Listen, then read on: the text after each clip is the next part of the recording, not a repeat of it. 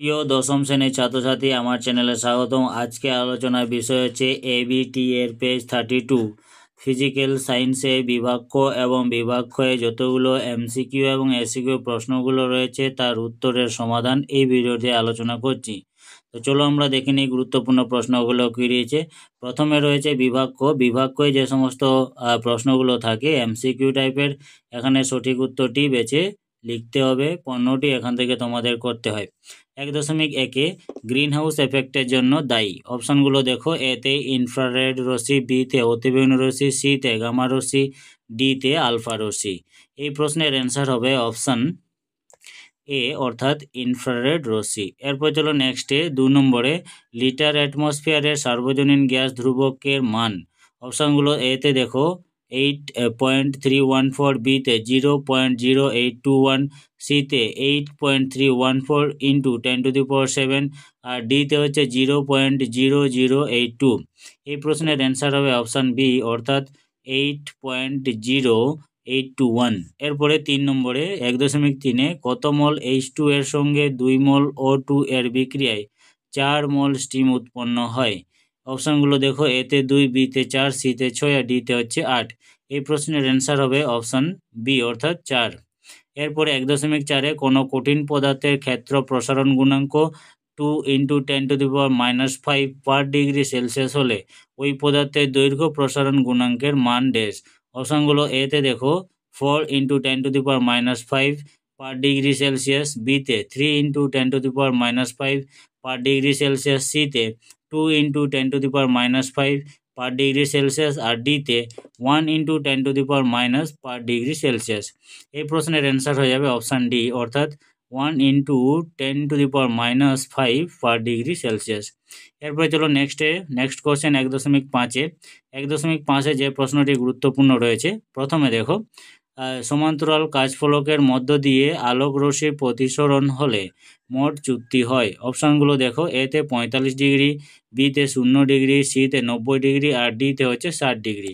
এই প্রশ্নের অ্যান্সার হবে অপশান বি অর্থাৎ 0 ডিগ্রি। এবারে 1.6 দৃশ্যমান বর্ণালীর যে বর্ণের আলোর তরঙ্গ দৈর্ঘ্য সবচেয়ে কম সেটি হলো ড্যাশ। অপশানগুলো দেখো। লাল, এতে হলুদ, বিতে লাল, সিতে বেগুনি, আর ডিতে হচ্ছে নীল। এই প্রশ্নের অ্যান্সার হবে অপশান সি। এরপরে চলো 1.7 পরিবাহিতাঙ্কের একক হলো ড্যাশ। অপশানগুলো দেখো। এতে ওহম, বিতে ওহম সেন্টিমিটার, সিতে এম ওহম, আর ডিতে হচ্ছে এম ওহম সেন্টিমিটার-1। এই প্রশ্নের অ্যান্সার হয়ে যাবে অপশান ডি অর্থাৎ এম ও সেন্টিমিটার-1। এরপরে নেক্সট কোশ্চেনের দিকে যাই। 1.8-এ তাপমাত্রা বাড়ালে অর্ধপরিবাহী রোধাঙ্ক ড্যাশ হ্রাস পায়, বৃদ্ধি পায়। সিতে প্রথমে বাড়ে পরে কমে, ডিতে প্রথমে কমে পরে বাড়ে। এই প্রশ্নের অ্যান্সার হবে অপশান এ অর্থাৎ হ্রাস পায়। এরপর চলো নেক্সট কোশ্চেনের দিকে যাই। 1.9-এ A23592 মৌলটির পরমাণু প্রথমে একটি আলফা বিঘটন ও 2টি বিটা বিঘটন হলে সৃষ্টি পরমাণুর ভর সংখ্যা হবে ড্যাশ। অপশানগুলো দেখে নাও। এতে 230, বিতে 231, সিতে 232, ডিতে হচ্ছে 233। এই প্রশ্নের অ্যান্সার হবে অপশান বি অর্থাৎ 231। এরপর চলো নেক্সটের দিকে যাই। 1.10-এ কোনটি সন্ধিগত মৌল নয়। অপশানগুলো দেখো। এজি, বিতে এমজি, সিতে সিইউ, আর ডিতে হচ্ছে সিডি। এই প্রশ্নের অ্যান্সার হবে অপশান বি অর্থাৎ এমজি। এরপর চলো নেক্সটে 1.11-তে ধাতব পরমাণু আয়নে পরিণত হওয়ার সময় ড্যাশ হয়। এতে ইলেকট্রন ত্যাগ করে ও জারিত হয়, বিতে ইলেকট্রন গ্রহণ ও বিজারিত হয়, সিতে ইলেকট্রন গ্রহণ করে ও জারিত হয়, ডিতে ইলেকট্রন ত্যাগ করে ও বিজারিত হয়। এই প্রশ্নের অ্যান্সার হবে অপশান এ অর্থাৎ ইলেকট্রন ত্যাগ করে জারিত হয়। এরপর চলো নেক্সটে 1.12-তে একটি রূপোর গয়নার সোনার প্রলেপ দিতে হলে অ্যানোড রূপে ব্যবহৃত হয়। অপশানগুলো দেখো। এতে এজি, বিতে KAuCN2, সিতে AU, ডিতে KAgCN2। তো এই প্রশ্নের অ্যান্সার হবে অপশান সি অর্থাৎ এ ইউ। এরপর চলো নেক্সটে 13 নম্বর প্রশ্ন, আয়রন পাইরাইটসকে অতিরিক্ত বায়ুতে পোড়ালে যে গ্যাস পাওয়া যায় তা হলো, অপশানগুলো দেখো, এতে NH3, বিতে N2, সিতে H2S আর ডিতে SO2। এই প্রশ্নের অ্যান্সার হবে অপশান ডি অর্থাৎ SO2। এরপরে 14 নম্বর প্রশ্ন, 14 নম্বর প্রশ্ন হচ্ছে পিতলের উপাদান হলো, পিতলের উপাদানগুলো অপশন দেখে নাও, Cu+Sn, বিতে Cu+Zn, আর হচ্ছে তোমার সিতে Cu+Fe আর ডিতে হচ্ছে Cu+Ni। এই প্রশ্নের অ্যান্সার হবে অপশান ডি অর্থাৎ Cu+Ni। 15 নম্বর প্রশ্নটি দেখো, এলপিজি এর সিলিন্ডার থেকে গ্যাস লিক করলে যে তীব্র দুর্গন্ধ পাওয়া যায় যে যৌগটির কারণে তা হলো, এর অপশানগুলো দেখো একটু। অপশান এতে ইথিলিন ডাইব্রোমাইড, বিতে ইথাইল অ্যালকোহল, সিতে ভিনাইল অ্যাসিটেট আর ডিতে হচ্ছে ইথাইল মারক্যাপটন। এই প্রশ্নের অ্যান্সার হবে অপশান ডি অর্থাৎ ইথাইল মারক্যাপটন। তো এই 15টি আজকে তোমাদের পেজ 32 ফিজিক্যাল সায়েন্সের MCQ প্রশ্নের উত্তর। এরপরে বিভাগ ক্ষয়ে আমরা চলে যাই। নিম্নলিখিত প্রশ্নগুলো উত্তর দাও, এক কথায় এগুলো উত্তর দিতে হবে। এখান থেকে 21টি প্রশ্ন তোমাদের করতে হবে। কিছু কিছু বিকল্প প্রশ্নগুলো দেখা রয়েছে অথবা দিয়ে প্রশ্নগুলো রয়েছে। প্রথমে দেখো 2.1-এ বায়ুমণ্ডলে কোন স্তরে ভ্যান অ্যালেন বিকিরণ হয়। এই প্রশ্নের অ্যান্সার হবে বায়ুমণ্ডলে ম্যাগনেটোস্ফিয়ারে বা স্তরে ভ্যান অ্যালেন বিকিরণ হয়।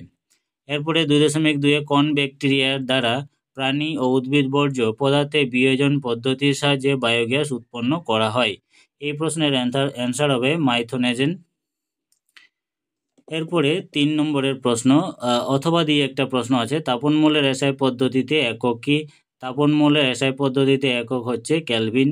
এবারে 3-এ স্থির উষ্ণতায় নির্দিষ্ট ভরের গ্যাসের P-V লেখচিত্রের প্রকৃতি কিরূপ। এই প্রশ্নের অ্যান্সার হবে স্থির উষ্ণতায় নির্দিষ্ট ভরের গ্যাসের PV লেখচিত্রের প্রকৃতি হবে আয়তাকার অধিবৃত্ত। 2.4-এ STPতে 2.4 লিটার আয়তনের কার্বন ডাইঅক্সাইড গ্যাসের অণুর সংখ্যা কত। এই প্রশ্নের উত্তর হবে STPতে 22.4 লিটার আয়তনের কার্বন ডাইঅক্সাইড গ্যাসের অণুর সংখ্যা 44.8। তারপরে 2.5-এ কোনো তরলের প্রকৃত প্রসারণ গুণাঙ্ক ও আপাত প্রসারণ গুণাঙ্কের মধ্যে কোনটি তার একান্ত নিজস্ব ধর্ম। এই প্রশ্নের উত্তর হবে কোনো তরলের প্রকৃত প্রসারণ গুণাঙ্ক ও আপাত প্রসারণ গুণাঙ্কের মধ্যে প্রকৃত প্রসারণ গুণাঙ্ক তার একান্ত নিজস্ব ধর্ম। অথবা লোহা ও পিতলের তৈরি দ্বিধাতব পাতকে বরফের মধ্যে রাখলে কোন ধাতুটি ভিতরের দিকে বেঁকে যাবে। এই প্রশ্নের অ্যান্সার হবে লোহা ও পিতলের তৈরি দ্বিধাতব পাতকে বরফের মধ্যে রাখলে লোহা ধাতুটি ভিতরের দিকে বেঁকে যাবে। এবারে 2.6-এ চোখের দীর্ঘদৃষ্টিজনিত ত্রুটি দূর করতে গিয়ে কী ধরনের চশমা ব্যবহার করা প্রয়োজন। এ প্রশ্নের অ্যান্সার হবে চোখের দীর্ঘদৃষ্টিজনিত ত্রুটি দূর করতে উত্তল লেন্সের চশমা ব্যবহার করা প্রয়োজন। এবারে 2.7-এ ক্ষুদ্র উন্মেষযুক্ত দর্পণে উপাক্ষীয় রশ্মি আপতনের ক্ষেত্রে ফোকাস দূরত্ব ও বক্রতা ব্যাসার্ধের মধ্যে সম্পর্ক কী হবে। এই প্রশ্নের উত্তর হবে ক্ষুদ্র উন্মেষযুক্ত দর্পণে উপাক্ষীয় রশ্মির আপতনের ক্ষেত্রে ফোকাস দূরত্ব ও বক্রতা ব্যাসার্ধের মধ্যে সম্পর্ক F=R/2 হবে। এবারে বোট এর এককের সংজ্ঞা। এই প্রশ্নের অ্যান্সার হবে তড়িৎ শক্তি পরিমাপের এককে বট বলা হয়। এরপরে অথবা দিয়ে SI এককে আধানের এককের নাম কি। এই প্রশ্নের অ্যান্সার হবে SI এককে আধানের এককের নাম হলো কুলম্ব। 2.9-এ বর্তমানে আন্তর্জাতিক পদ্ধতি অনুযায়ী আর্থ তারের বর্ণ কি করা হয়। উত্তরে বর্তমানে আন্তর্জাতিক পদ্ধতি অনুযায়ী আর্থ তারের বর্ণ হলুদের ডোরা সহ সবুজ করা হয়। এরপরে 2.10-এ কোন ধরনের নিউক্লিয় বিক্রিয়া সূর্যের শক্তির উৎস। এই প্রশ্নের অ্যান্সার হবে নিউক্লিয়ার ফিউশন। নিউক্লিয় বিক্রিয়া সূর্যের শক্তির উৎস। এরপরে অথবা কোনো পুরাতাত্ত্বিক বস্তুর বয়স নির্ধারণ করতে কোন তেজস্ক্রিয় মৌল ব্যবহার করা হয়। এই প্রশ্নের অ্যান্সার, কোনো পুরাতাত্ত্বিক বস্তুর বয়স নির্ধারণ করতে রেডিও কার্বন ডেটিং তেজস্ক্রিয় মৌলের ব্যবহার করা হয়। 2.11তে অতি দীর্ঘ পর্যায়ে মৌলের সংখ্যা কটি? এই প্রশ্নের উত্তরে অতি দীর্ঘ পর্যায়ে মৌলের সংখ্যা 32টি। 2.12তে পরীক্ষাগারে কৃত্রিমভাবে তৈরি একটি মৌলের নাম লেখো। এই প্রশ্নের উত্তর হচ্ছে পরীক্ষাগারে তৈরি এমন একটি পরীক্ষাগারে কৃত্রিমভাবে তৈরি একটি মৌলের নাম টেকটানিয়াম। এরপরে 2.13তে জলে দ্রবীভূত হয় এমন একটি সমযোজী যৌগের উদাহরণ।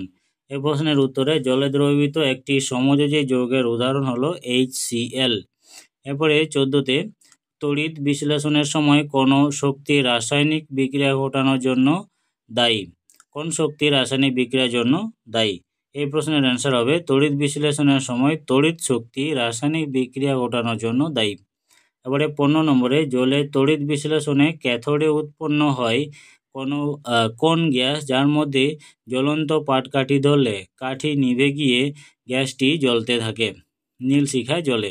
এই প্রশ্নের উত্তরে জলের তড়িৎ বিশ্লেষণে ক্যাথোডে উৎপন্ন হয় হাইড্রোজেন গ্যাস যার মধ্যে জ্বলন্ত পাটকাঠি ধরলে কাঠিটি নিভে গিয়ে গ্যাসটি নীল শিখায় জ্বলে। এরপরে 16তে বাম স্তম্ভ ও ডান স্তম্ভের সামঞ্জস্য বিধান করো। বাম স্তম্ভে যেগুলো রয়েছে থার্মিট পদ্ধতি, 2 অ্যামালগাম, 3 হচ্ছে বায়োপলিমার, 4 হচ্ছে পিভিসি। এবারে ডান স্তম্ভে যেগুলো রয়েছে এতে নিউক্লিক অ্যাসিড, আর বিতে হচ্ছে লোহা, সিতে হচ্ছে ভিনাইল ক্লোরাইড, আর ডিতে হচ্ছে NaH। তো প্রথমে দেখো থার্মিট পদ্ধতি, এটা হবে অপশান বি অর্থাৎ লোহাতে। 2 অ্যামালগামটা Na বা Ag। বায়োপলিমার হচ্ছে নিউক্লিক অ্যাসিড, আর পিভিসি হচ্ছে ভিনাইল ক্লোরাইড। এরপরে নেক্সট নাইট্রোলিম কি? নাইট্রোলিম হচ্ছে ক্যালসিয়াম সায়ানাইডকে নাইট্রোলিম বলে। অথবা একটি আম্লিক গ্যাসের নাম লেখো। একটি আম্লিক গ্যাসের নাম হলো HCl। এরপরে নেক্সট অ্যামোনিয়ার সঙ্গে কোন গ্যাসের বিক্রিয়ায় একটি কঠিন পদার্থ উৎপন্ন হয়? এই প্রশ্নের উত্তর হচ্ছে অ্যামোনিয়ার সঙ্গে হাইড্রোজেন ক্লোরাইড অর্থাৎ HCl বিক্রিয়ায় একটি কঠিন যৌগ উৎপন্ন হয়। তো এই ছিল তোমাদের ABTA 32 নম্বর পেজে ফিজিক্যাল সায়েন্সের MCQ এবং ACQ প্রশ্ন উত্তর। তোমরা এগুলো অবশ্যই ভালো করে দেখে যাবে। আজকের মতো এটুকুই, আবার দেখা হবে নেক্সট ভিডিওতে। ধন্যবাদ।